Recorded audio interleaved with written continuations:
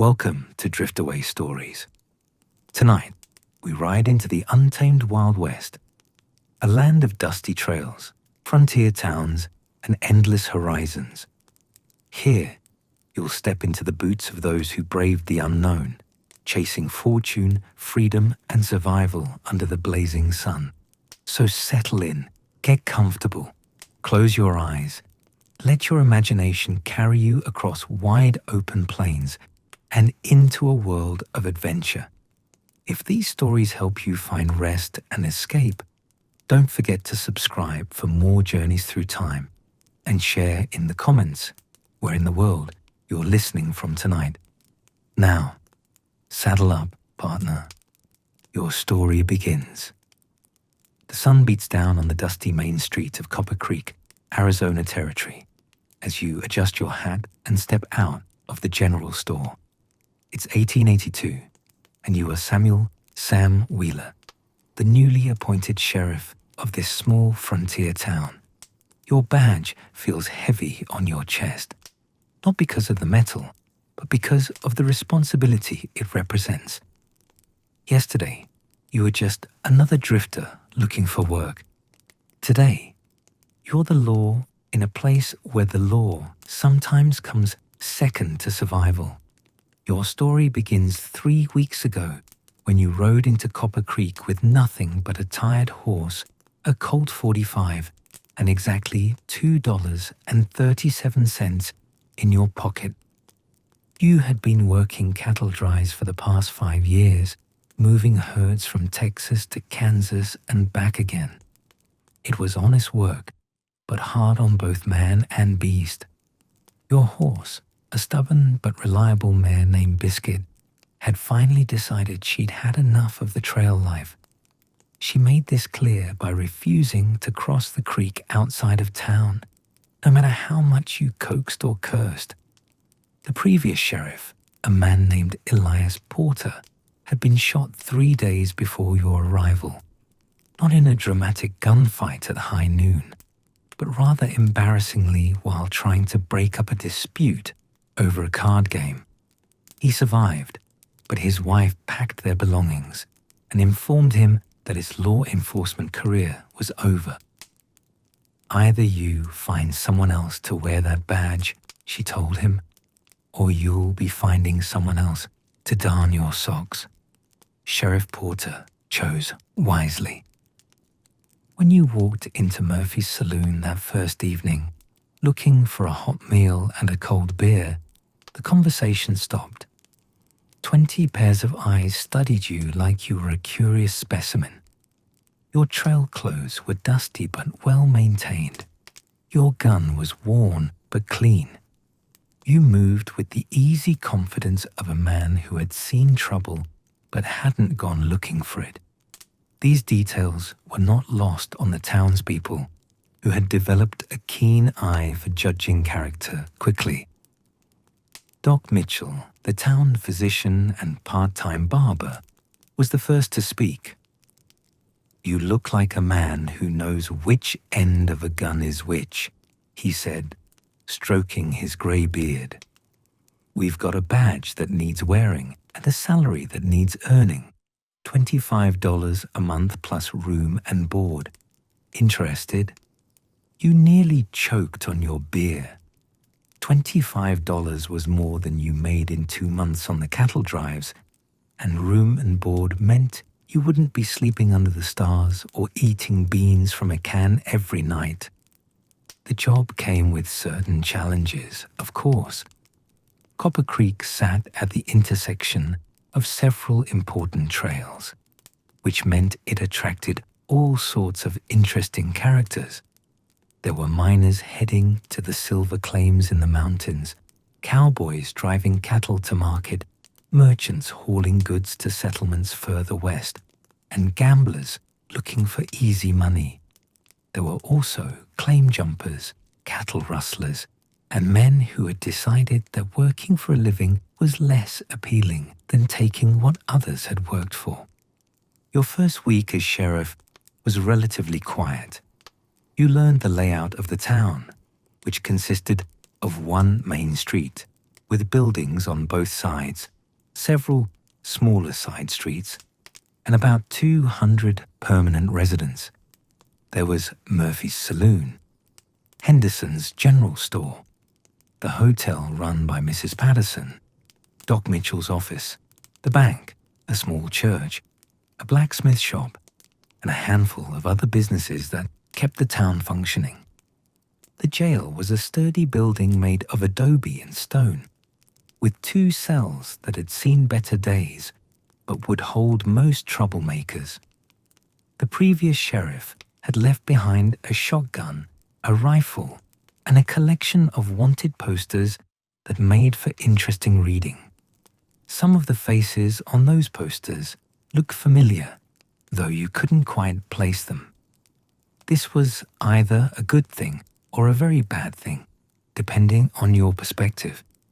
Your living quarters were above the jail, consisting of a small room with a bed, a table, a chair, and a window that provided a good view of the main street.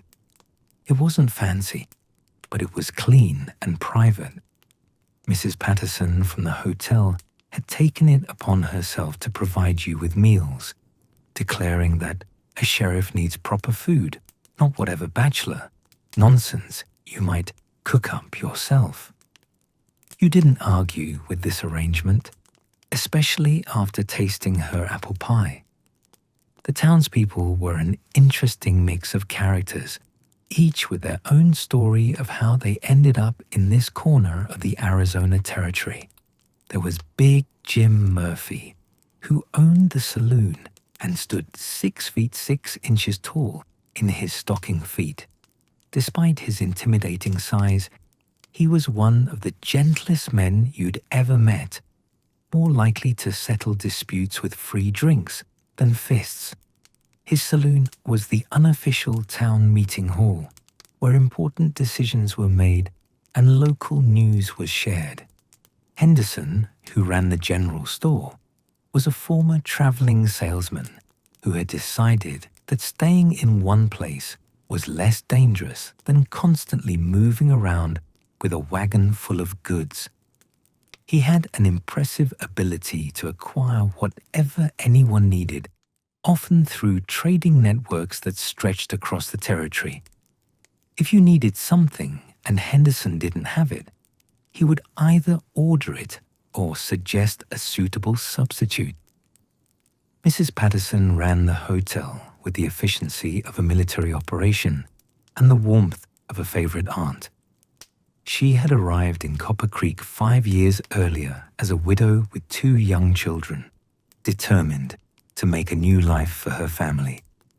Her hotel was always clean, her meals were always hot, and her advice was always free, whether you wanted it or not.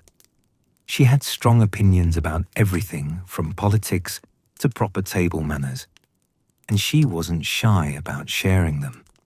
Doc Mitchell served as both physician and dentist, which meant he was either saving lives or causing excruciating pain, depending on which service you required. He had studied medicine back east before deciding that frontier life offered more interesting challenges than city practice. He was also the town's unofficial scholar, with a collection of books that served as the community library. On quiet evenings, you often found yourself in his office, discussing everything from medical advances to philosophy.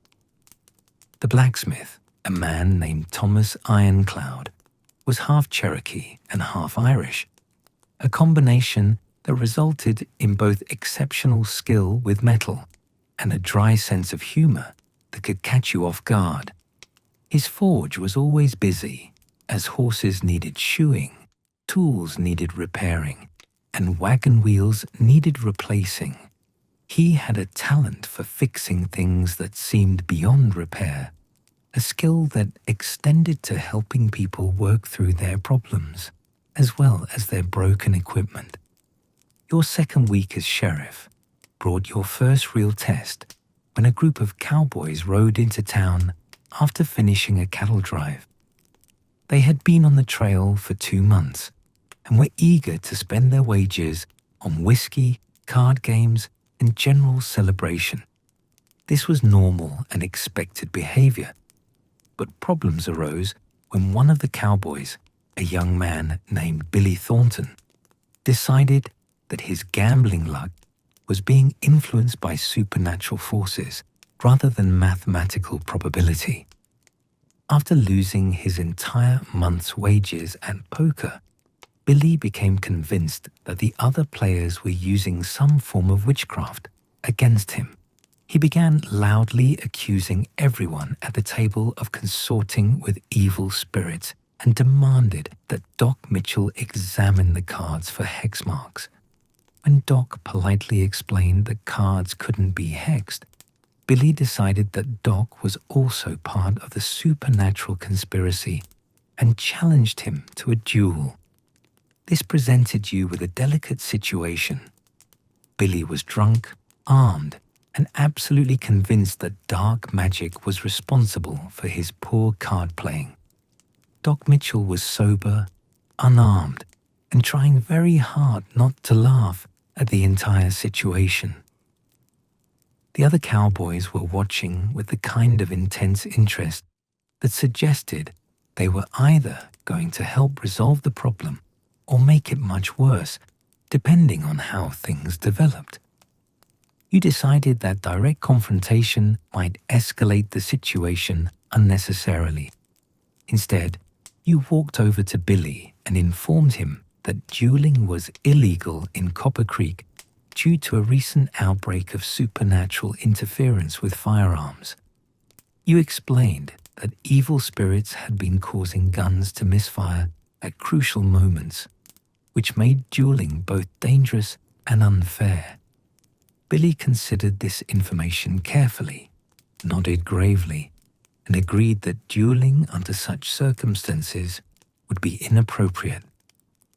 The other cowboys, who had been holding their breath waiting to see if they would need to either back up their friend or restrain him, relaxed considerably. Billy spent the rest of the evening discussing the supernatural gun problem with anyone who would listen, while Doc Mitchell bought you a drink and complimented your creative approach to law enforcement. The incident earned you a reputation for being both fair and clever, which served you well in the weeks that followed. Your third week brought a different kind of challenge when a traveling preacher arrived in town with plans to hold a revival meeting.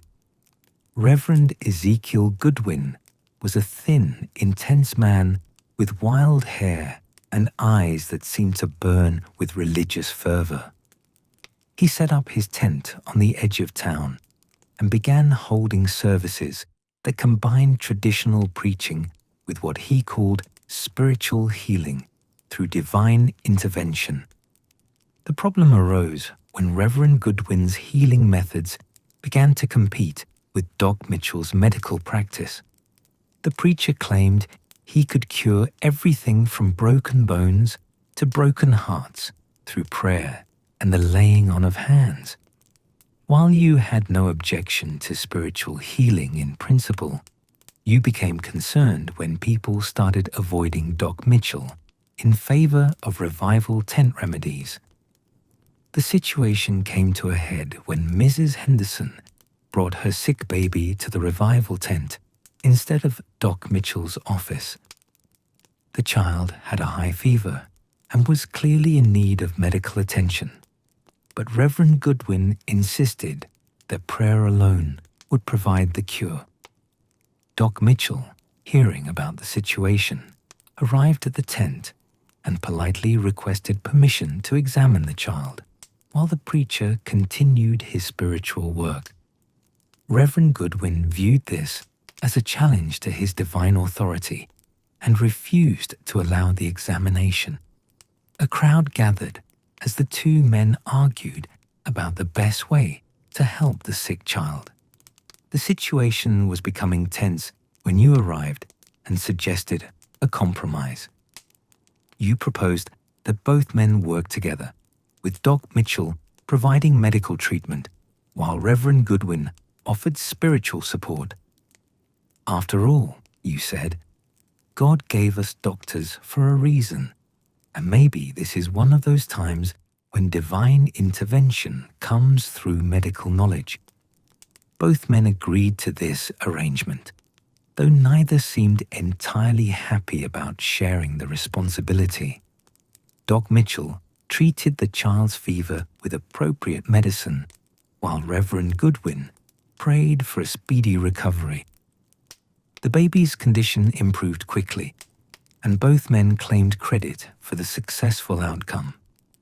Mrs. Henderson diplomatically thanked them both and made generous donations to both the medical practice and the revival fund. This incident established a pattern that served the town well. When conflicts arose between different approaches to solving problems, you tried to find ways for people to work together rather than forcing them to choose sides. It wasn't always possible, but more often than not, creative compromises produced better results than winner-take-all confrontations. The mining claims in the nearby mountains added another layer of complexity to your job as sheriff. Prospectors would arrive in town to register claims, buy supplies, and celebrate discoveries of silver or gold. Some of these celebrations were harmless fun, but others led to disputes over claim boundaries, accusations of theft, and occasionally violence when someone decided that another person's claim looked more promising than their own. One afternoon, two miners named Jeremiah Walsh and Otis Kramer arrived in town at the same time, each claiming to have discovered a rich silver vein in the same general area of the mountains. Both men had rough maps showing the location of their claims, and both insisted that the other man was either mistaken or lying about the discovery. The argument escalated quickly, with each man accusing the other of claim jumping and threatening to settle the matter with gunfire. You examined both maps carefully and discovered that they were indeed describing the same location, but from different approaches. Walsh had been working his way up the mountain from the south, while Kramer had been prospecting down from the north. They had both discovered the same vein from opposite directions, and each assumed he was the first to find it. Rather than trying to determine who had actually discovered the silver first, you suggested that they form a partnership and work the claim together. You pointed out that a rich vein would provide enough silver for two families to prosper, and that working together would be safer than working alone in the mountains, where accidents could be fatal. Both men were initially resistant to this idea, but after thinking it over, they agreed to try the partnership approach. The arrangement worked out well for everyone involved. Walsh and Kramer discovered that they had complementary skills, with Walsh being better at following the vein through the rock and Kramer being more skilled at extracting the silver efficiently. Their partnership became so successful that other miners began forming similar cooperative arrangements, which reduced conflicts and increased overall productivity. Your reputation as a problem solver rather than just a law enforcer began to spread beyond Copper Creek.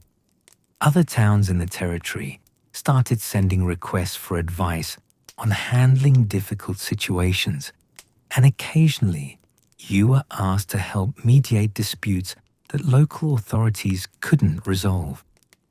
This additional responsibility was both flattering and challenging, as it required you to understand the customs and concerns of different communities. One such case involved a dispute between a Mexican family and Anglo settlers over water rights to a spring that both groups needed for their livestock.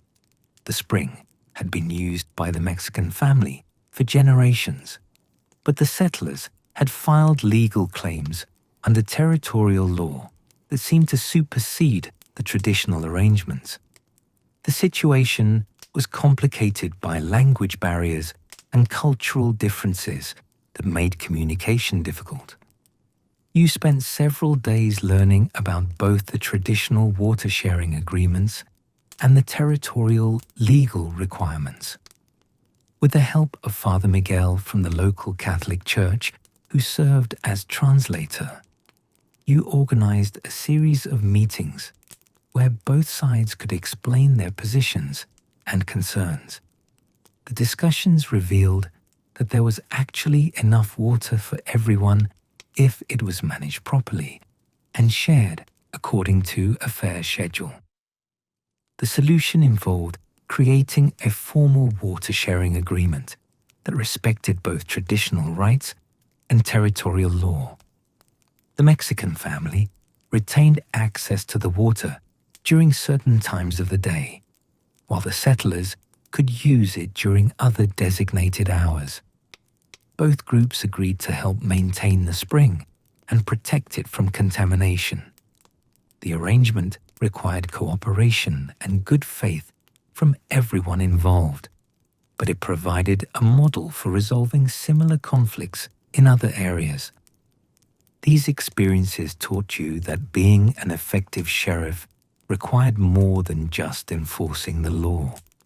You needed to understand the people you served, the challenges they faced, and the ways that different groups could work together for mutual benefit. It wasn't always easy, and not every problem had a perfect solution, but most situations could be improved through patience, creativity, and a willingness to listen to all sides of a dispute. As your first month as sheriff of Copper Creek drew to a close, you reflected on how much your life had changed since that day when Biscuit refused to cross the creek. You had found not just a job, but a purpose and a community that had welcomed you despite your status as an outsider. The work was challenging and sometimes dangerous, but it was also rewarding in ways that cattle driving had never been. The peaceful routine you had begun to establish was interrupted on a Tuesday morning when a stagecoach rolled into town with bullet holes in its side and a driver who looked like he'd seen a ghost. Jake Morrison, who had been driving stagecoaches in the territory for 15 years, climbed down from his seat with shaking hands and immediately headed for Murphy's saloon. You followed him inside, knowing that bullet holes in stagecoaches usually meant trouble for the local sheriff. "Road agents," Jake announced to the gathered crowd, downing his whiskey in one gulp.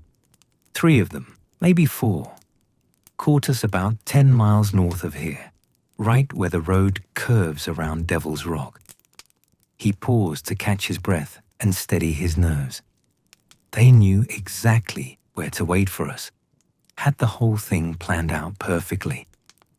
This was concerning news, as it suggested the bandits were familiar with the local area and the stagecoach schedule. The passengers had been robbed of their money and valuables, but fortunately no one had been seriously injured. The bandits had been professional about their work, taking what they wanted without unnecessary violence. This was both good news and bad news. Good because it meant they weren't killers. Bad because it suggested they planned to continue their chosen profession in your territory. You organized a posse consisting of yourself, Big Jim Murphy, Thomas Ironcloud, and 2 cowboys who happened to be in town and were eager for some excitement. The trail was still fresh, and you hoped to track the bandits before they had time to disappear into the maze of canyons and hidden valleys that dotted the landscape around Copper Creek. The trail led north into increasingly rough country, where the desert began to give way to rocky hills and scattered pine trees. Thomas Ironcloud proved to be an excellent tracker, able to read signs in the dirt and rocks that were invisible to the rest of you. He could tell not only which direction the bandits had gone, but also how many horses they were riding, how heavily loaded those horses were, and approximately how much time had passed since they rode through. After 3 hours of tracking, you found the bandits' campsite in a hidden canyon where they had stopped to divide their loot. The camp was well chosen, with good water, adequate shelter, and multiple escape routes if they were discovered.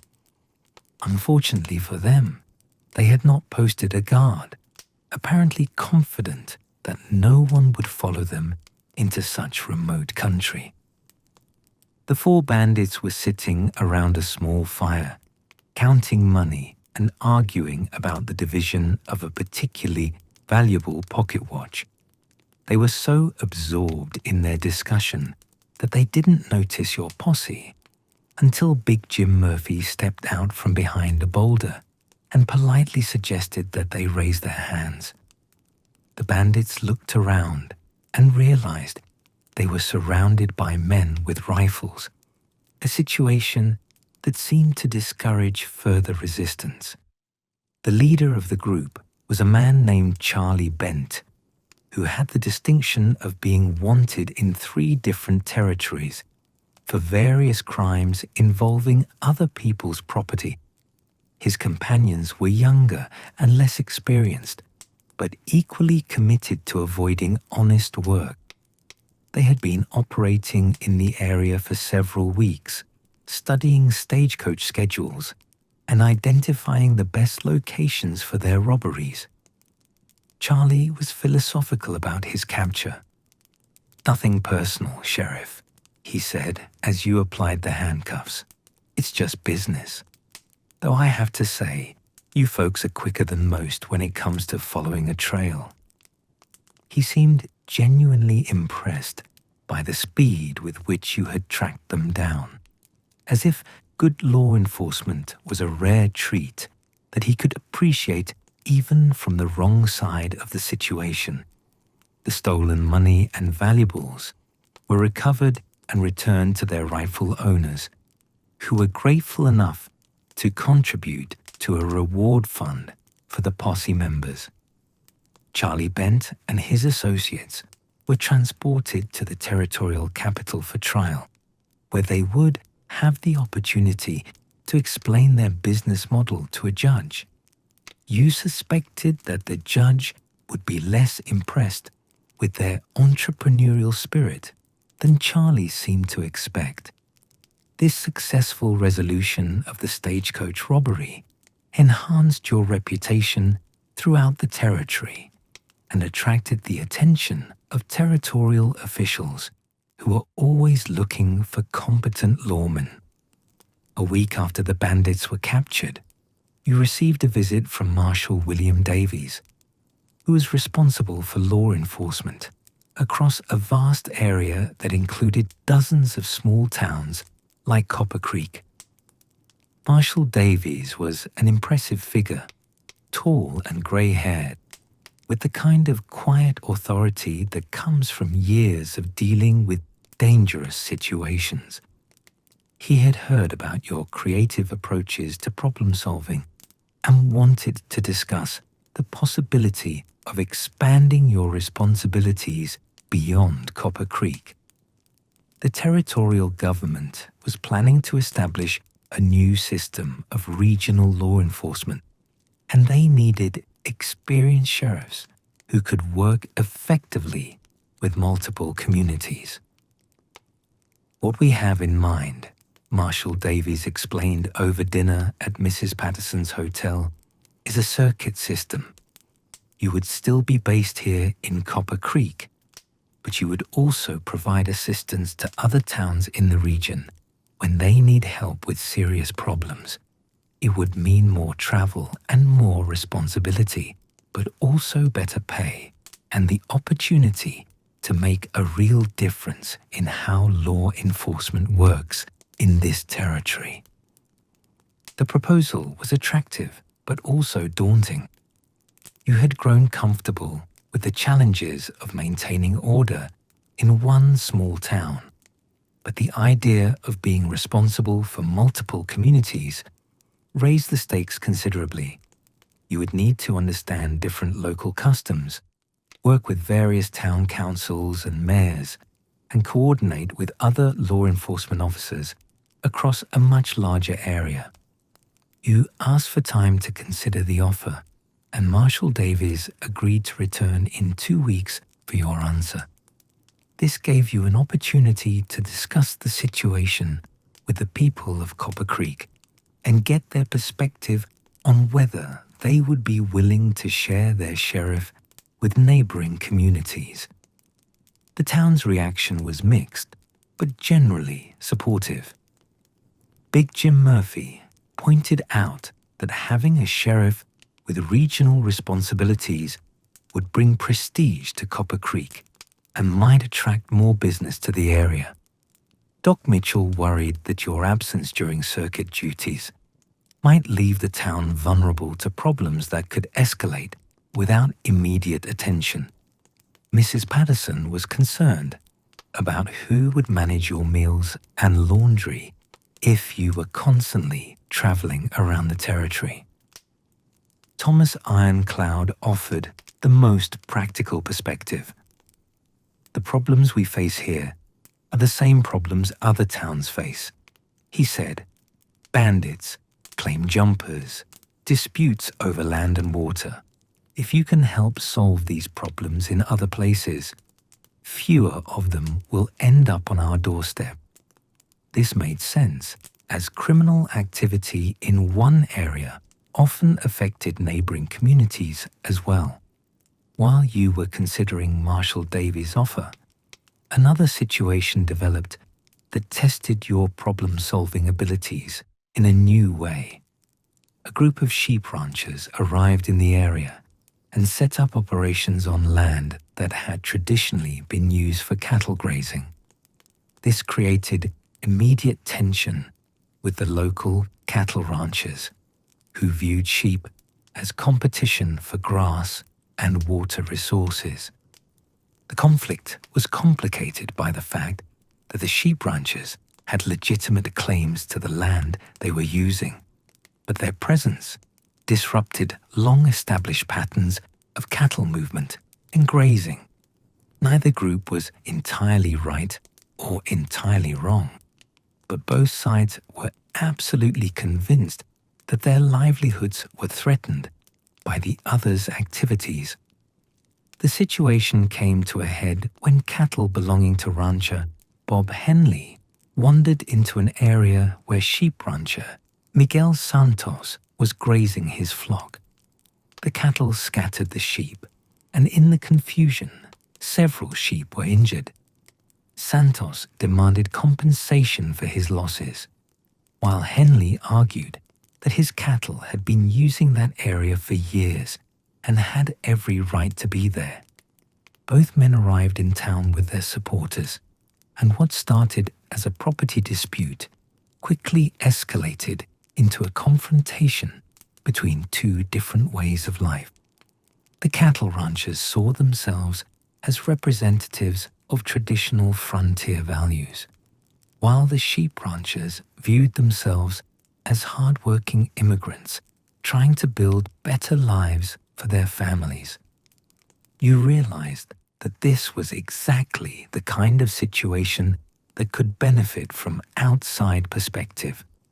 So you sent a message to Marshal Davies requesting advice on handling conflicts between different groups of ranchers.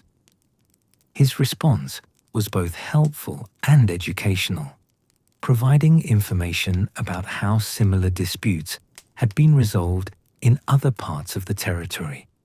The solution involved creating a formal grazing schedule that allowed both cattle and sheep to use the available land without interfering with each other. Cattle would graze in certain areas during specific months, while sheep would use those same areas during different seasons when the cattle were elsewhere. Both groups would contribute to maintaining water sources and controlling predators that threatened both cattle and sheep. The arrangement required careful coordination and good faith cooperation from everyone involved, but it provided a framework for coexistence that served as a model for other areas facing similar conflicts. More importantly, it demonstrated that creative problem-solving could often find solutions that served everyone's interests better than winner-take-all confrontations. This successful resolution of the cattle versus sheep conflict convinced you that Marshall Davies' proposal had merit. If you could help other communities develop similar collaborative approaches to their problems, you might be able to prevent conflicts from escalating into violence. You sent word to Marshall Davies that you were interested in accepting the regional position, subject to working out arrangements that would ensure Copper Creek continued to receive adequate law enforcement coverage. The details were negotiated over several meetings that involved not just you and Marshall Davies, but also representatives from the other towns that would be part of your circuit. The final arrangement established Copper Creek as the hub of a regional law enforcement district that included 5 other communities within a day's ride of your base. You would spend 3 days a week in Copper Creek handling local matters, 1 day traveling to visit the other towns in your circuit, and 1 day dealing with regional issues that affected multiple communities. Deputies would be stationed in each town to handle routine matters when you were elsewhere, while serious problems would wait for your regularly scheduled visits or special trips if the situation was urgent. The system worked better than anyone had expected. Having regular contact with multiple communities gave you a broader perspective on regional problems and helped you identify patterns that might not be visible from a single town's viewpoint. The deputies benefited from regular consultation with an experienced sheriff, while the communities appreciated having access to law enforcement expertise when they needed it. Your first circuit assignment involved mediating a water rights dispute in the town of Pine Valley, where a mining company's operations were affecting the water supply used by local farmers. The situation was similar to conflicts you had dealt with before, but the scale was larger and the economic stakes were higher. The mining company employed dozens of workers and contributed significantly to the local economy, but their operations were contaminating the creek that provided irrigation water for the farms that had sustained the community for years. The farmers were facing the loss of their crops and their livelihoods, while the mining company argued that they were operating within the terms of their legal permits. You spent several days learning about mining operations, agricultural water requirements, and territorial regulations governing both industries. The solution involved requiring the mining company to implement better waste management practices and contribute to a fund for improving the farmers' irrigation system. Both sides had to make compromises, but the arrangement allowed both mining and farming to continue in the same area. These experiences confirmed that your decision to accept the regional position had been correct. The work was more challenging and required more travel than your original job in Copper Creek, but it also provided opportunities to have a positive impact on a much larger area. The people of Copper Creek remain supportive of the arrangement, especially as it brought recognition and respect to their community. Your reputation as a problem-solving sheriff continued to grow, and you began receiving requests for assistance from areas outside your official circuit. Some of these involved complex disputes that local authorities couldn't resolve, while others required special expertise in dealing with particular types of criminal activity. One such case involved a series of thefts from mining claims in a remote area where prospectors were working alone and were vulnerable to bandits who specialized in robbing miners of their gold. The thieves were clever and cautious, never taking enough to completely ruin their victims, but consistently stealing enough to make mining unprofitable for the individual prospectors. The investigation required you to spend several weeks in mining country, learning about prospecting techniques and the patterns of life in the mining camps. You discovered that the thieves were using inside information about which claims were producing gold, and when the miners would be absent from their workings. The source of this information turned out to be a supply merchant who visited all the mining camps and had opportunities to observe the miners' activities and assess the productivity of their claims. He was passing this information to a gang of thieves who would then target the most promising claims when the miners were away, obtaining supplies or visiting town. The capture of this gang required careful coordination with law enforcement officers from several jurisdictions, as the thieves operated across a wide area and had hideouts in multiple locations. The successful operation resulted in the recovery of stolen gold and the restoration of security to the mining district. As your second year as a regional sheriff progressed, you reflected on how much your life and work had evolved since that day, when Biscuit refused to cross the creek outside Copper Creek.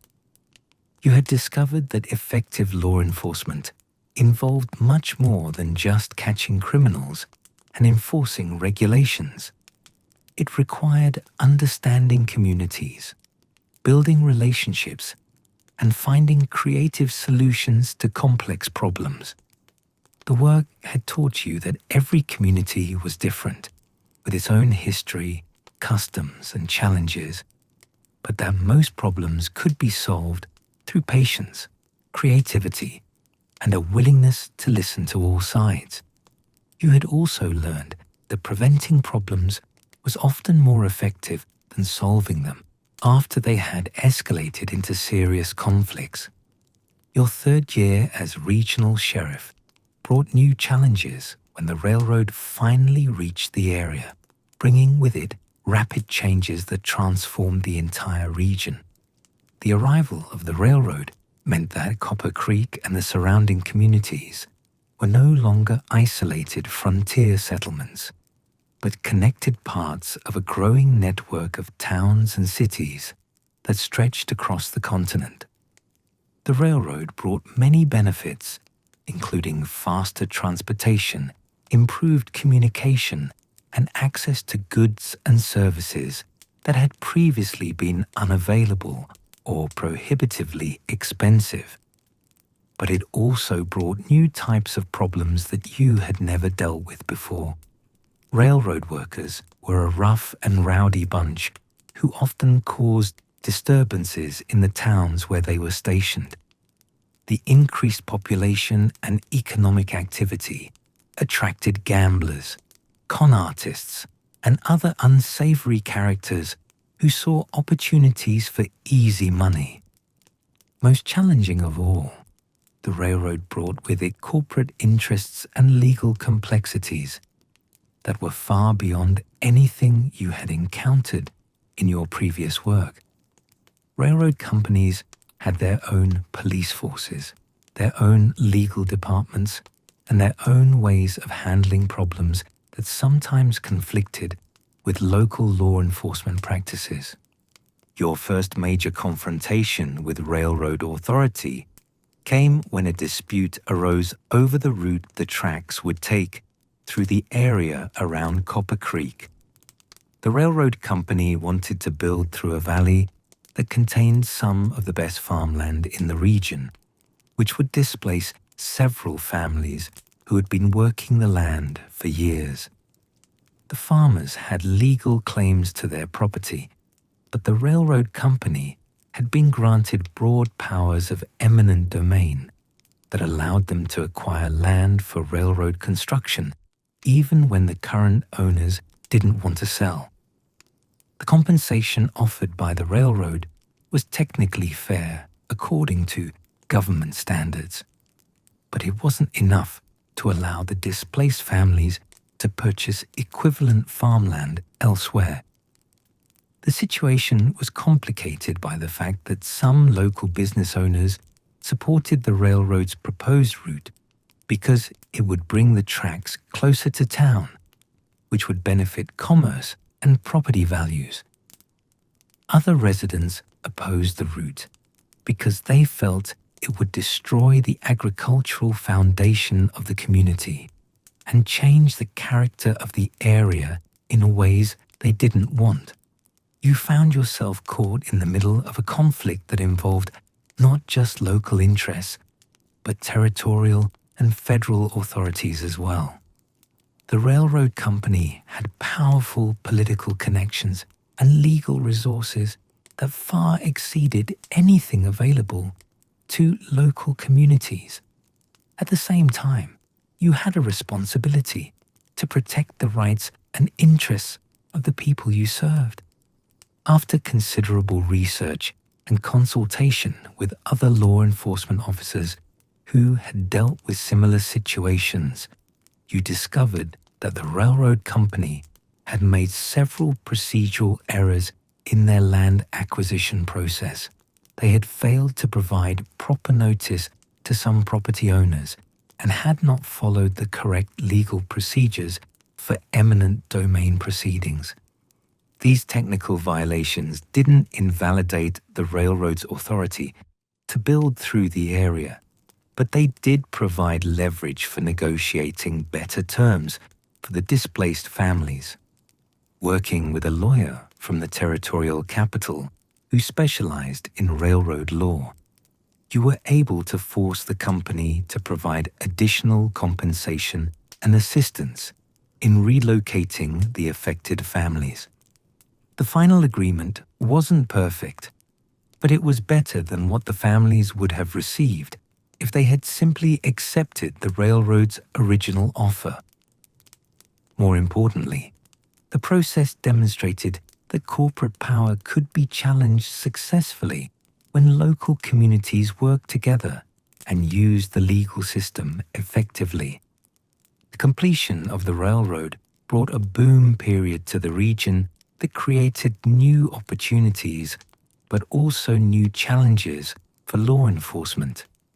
The population of Copper Creek doubled within 6 months as businesses expanded to serve the increased traffic, and new residents arrived to take advantage of economic opportunities.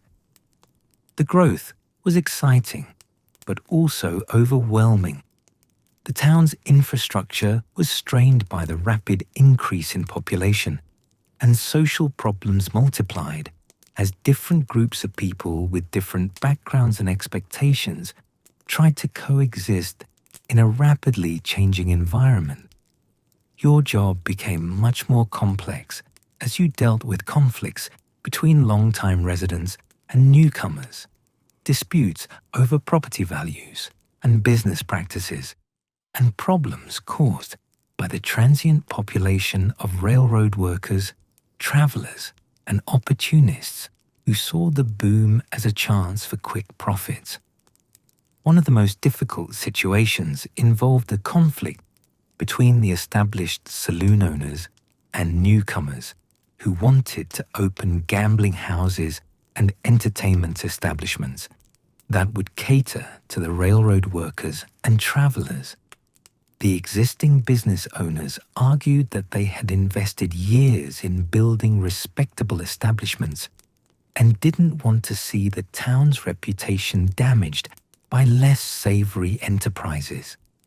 The newcomers pointed out that they had every right to open legal businesses and that the increased competition would benefit customers by providing more choices and better prices.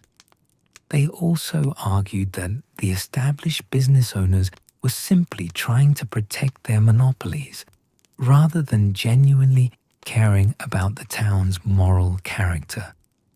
The town council was divided on the issue, with some members supporting growth and economic opportunity, while others worried about maintaining community standards and family-friendly atmosphere. Public meetings on the subject became heated affairs where neighbors who had previously gotten along well found themselves on opposite sides of fundamental questions about what kind of community they wanted Copper Creek to become. You realized that this was not primarily a law enforcement issue, but rather a community planning challenge that required input from everyone who would be affected by the decisions. Working with Doc Mitchell and Mrs. Patterson, you organized a series of town meetings where different viewpoints could be presented and discussed in a structured format. The meetings revealed that most people actually agreed on basic principles. They wanted Copper Creek to remain a safe, family-friendly community while also taking advantage of the economic opportunities that the railroad provided. The disagreements were primarily about specific details and implementation rather than fundamental values. The solution involved creating different zones within the town, where different types of businesses would be allowed. Family-oriented establishments would be located near the residential areas and the school, while entertainment businesses that catered to adult customers would be concentrated in a specific area near the railroad depot where they would be convenient for travelers but wouldn't interfere with family activities. The zoning system also included regulations about noise, operating hours, and business practices that would ensure all establishments maintained reasonable standards of conduct. Business owners who violated the regulations would face penalties that could include the loss of their operating licenses. This approach satisfied most people because it provided opportunities for economic growth while also protecting the community values that long-time residents wanted to preserve. More importantly, the process of developing the zoning system brought the community together and created a framework for handling similar issues in the future.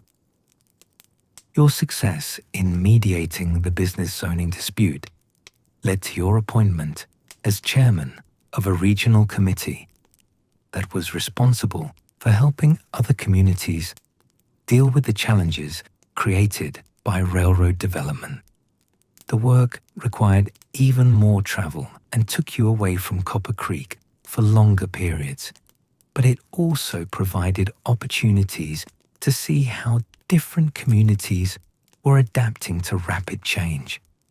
Some towns embraced the railroad boom enthusiastically and experienced spectacular growth that transformed them from small frontier settlements into major commercial centers almost overnight. Others tried to limit growth and maintain their traditional character, sometimes successfully but often at the cost of economic stagnation and population decline. The most successful communities seem to be those that found ways to balance growth with preservation of community values, much like what you had helped accomplish in Copper Creek. These towns developed clear plans for managing development, established regulations that maintained quality of life while allowing economic opportunity, and created institutions that helped newcomers integrate into existing community structures.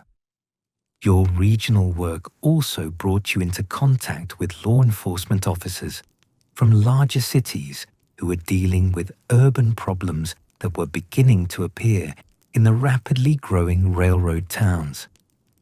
Crime was becoming more sophisticated and organized as professional criminals followed the railroad development and set up operations in the new boom towns.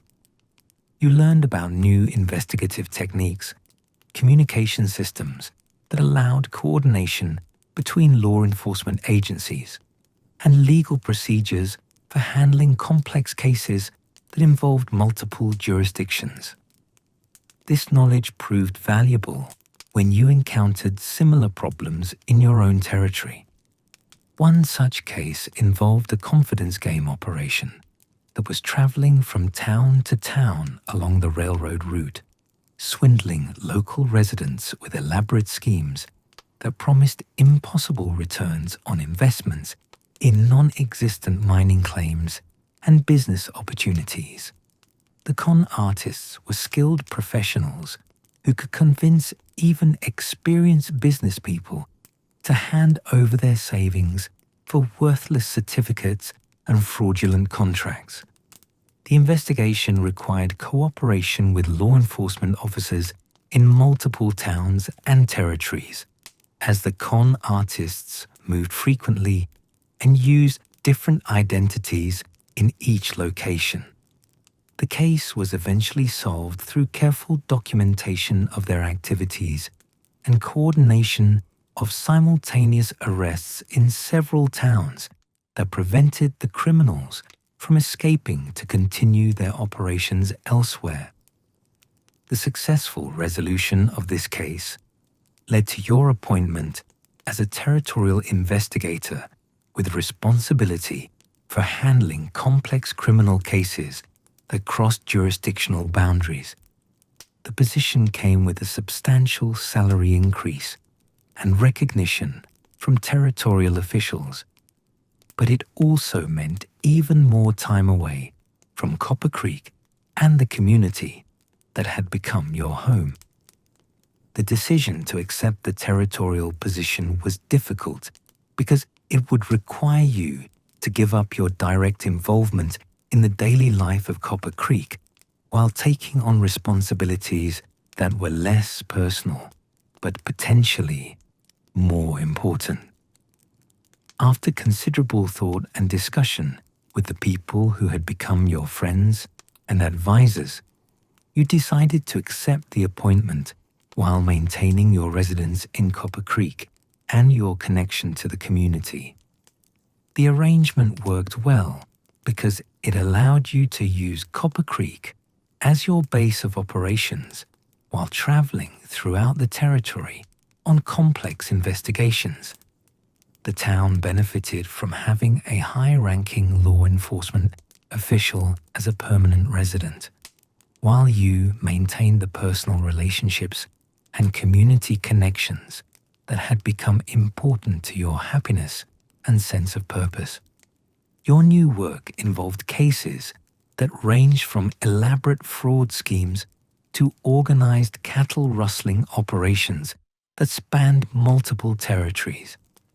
Each investigation required different skills and approaches, but the problem-solving techniques you had developed during your years as a local and regional sheriff proved valuable for handling complex criminal cases. One particularly challenging investigation involved a smuggling operation that was using the railroad to transport stolen goods across territorial boundaries. The criminals had developed an elaborate system for concealing stolen merchandise in legitimate freight shipments, and they had contacts within the railroad company who helped them avoid detection by railroad security forces. The case required months of careful surveillance and investigation to identify all the participants in the smuggling network and gather enough evidence to support prosecutions in multiple jurisdictions. The work was tedious and sometimes dangerous, but it resulted in the breakup of a major criminal organization and the recovery of thousands of dollars worth of stolen property.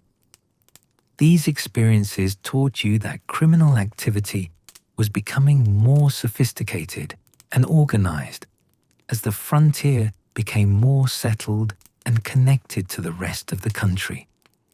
Law enforcement would need to adapt to these changes by developing better communication systems, more advanced investigative techniques, and stronger cooperation between different agencies and jurisdictions.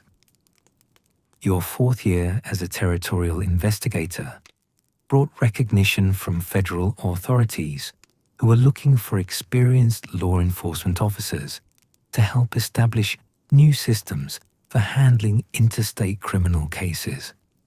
The offer came with the opportunity to move to Washington, D.C.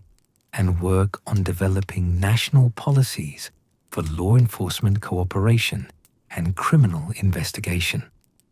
The federal position was attractive and would represent a significant advancement in your career, but it would also mean leaving the West and the communities where you had built your reputation and relationships. After careful consideration, you decided to decline the federal offer and continue your territorial work, which allowed you to remain connected to the people and places that had become important to you. This decision reflected your understanding that effective law enforcement required deep knowledge of local communities and personal relationships with the people you served. While national policy work was important, you believed that your skills and experience were more valuable when applied directly to the problems and challenges of the territories where you had spent your career. As your fifth year in law enforcement drew to a close, you reflected on the remarkable journey that had brought you from being an unemployed cowboy with $2.37 to being a respected territorial investigator with a reputation that extended across the entire region. The transformation had been gradual and sometimes unexpected, but each step had built upon the previous ones in ways that had prepared you for increasingly complex challenges. The work had taught you that law enforcement was not just about catching criminals and enforcing regulations, but about building communities where people could live safely and pursue their goals without fear of violence or exploitation. The most effective sheriffs and investigators were those who understood the communities they served and could find creative solutions to problems that respected both legal requirements and local values. Your success had been built on principles that seemed simple, but were often difficult to implement. Listen to all sides of a dispute before making decisions. Look for solutions that serve everyone's interests when possible. Treat all people with respect, regardless of their background or circumstances. And remember that preventing problems is usually more effective than solving them after they occur. These principles had served you well in situations ranging from drunken cowboys disturbing the peace to complex fraud investigations involving multiple territories. They had also helped you build relationships and earn respect in communities throughout the region, which had been essential to your effectiveness as a law enforcement officer. As you sat on the porch of your house in Copper Creek on a warm evening, watching the sunset paint the mountains in shades of red and gold, you felt grateful for the journey that had brought you to this place and this life. Biscuit, now retired from active duty but still opinionated about most things, grazed contentedly in the small pasture behind your house. She had developed the habit of wandering over to the fence whenever you appeared, apparently expecting either carrots or conversation. Usually, she got both. The town around you bustled with the activity of a prosperous community that had successfully navigated the challenges of growth and change.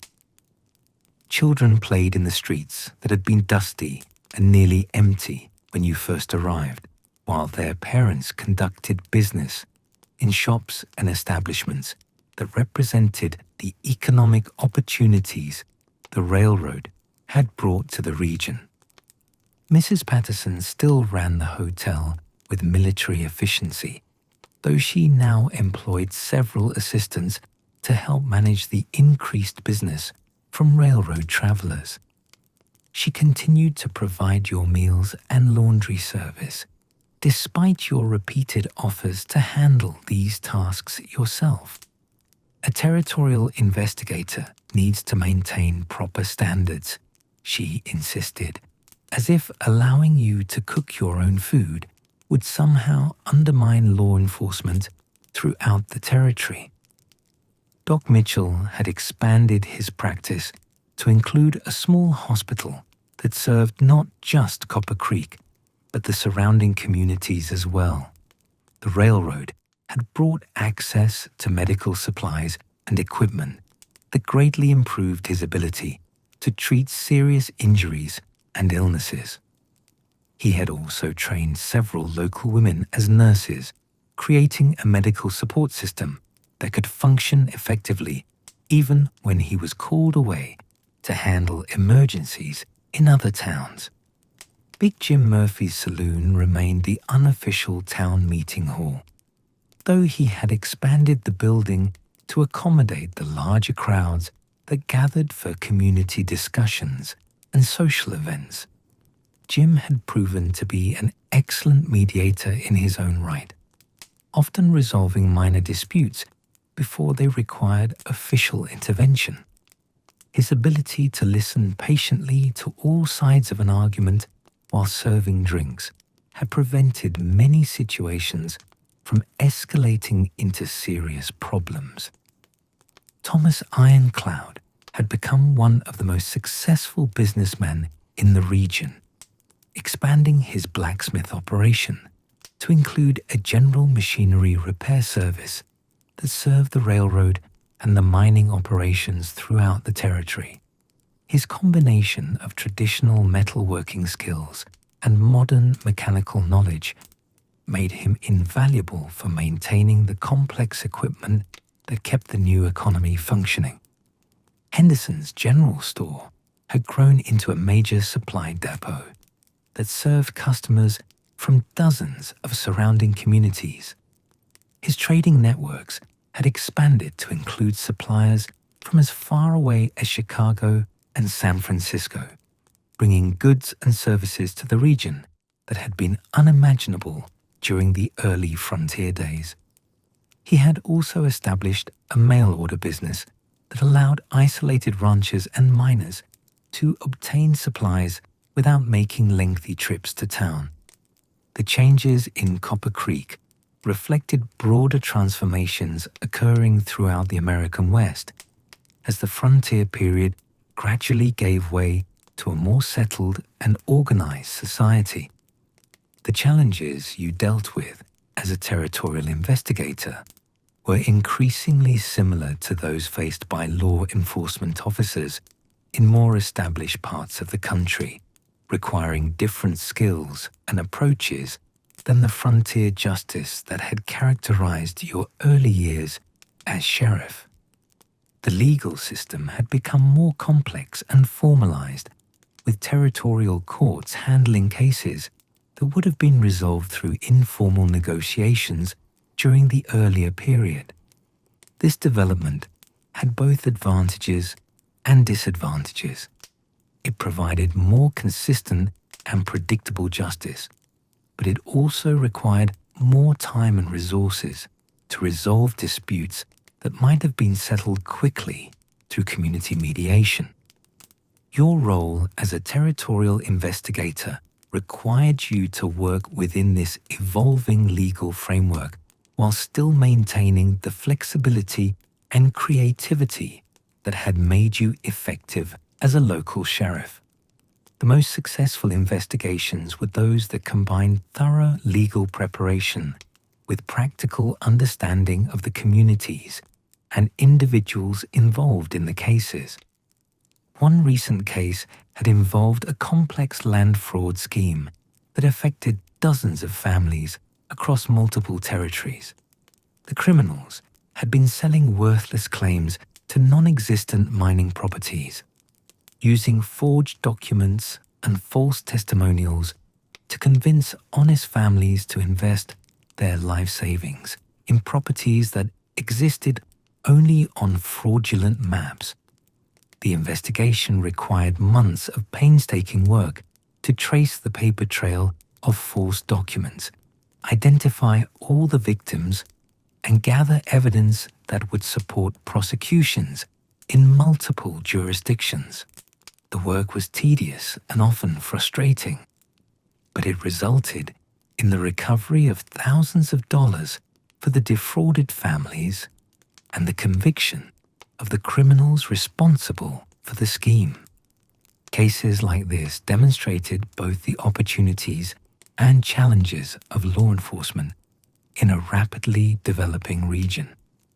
The same transportation and communication systems that facilitated legitimate business also made it easier for criminals to operate across large areas and escape detection by moving frequently between jurisdictions. Your success in handling these complex investigations had earned recognition from federal authorities who were developing new approaches to interstate crime prevention. You had been invited to participate in conferences and training programs that brought together law enforcement officers from across the country to share experiences and develop better coordination between different agencies. These experiences had given you a broader perspective on the challenges facing law enforcement throughout the nation as the country continued to grow and develop. The problems you dealt with in the territories were similar to those faced by officers in cities and states across the country, suggesting that effective solutions could be shared and adapted to different local circumstances. Your work had also brought you into contact with other territorial officials who were working to establish the foundations for eventual statehood. Arizona Territory was growing rapidly in population and economic development, reaching the point where statehood was becoming a realistic possibility rather than a distant dream.